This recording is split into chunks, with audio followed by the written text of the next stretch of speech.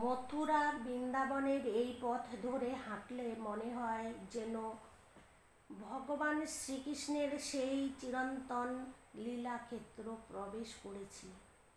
বৃন্দাবনের বাতাসে মিশে আছে বাঁশির সুর, যমুনার জলে প্রতিফলিত হয় ভক্তির আলো, আর প্রতিটি বৃক্ষ, প্রতিটি ধূলিকণা যেন সেই সাক্ষী সেই অমৃতময় প্রেমের। এখানে এসে মানুষ ভুলে যায় পৃথিবীর ক্লান্তি, খুঁজে পায় অন্তরের শান্তি ও মুক্তির আনন্দ।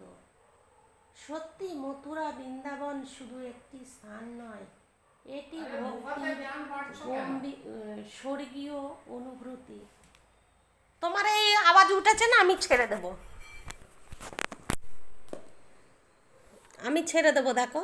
বৃন্দাবন জায়গাটা সত্যি খুব সুন্দর জায়গা, তোমরা দেখো।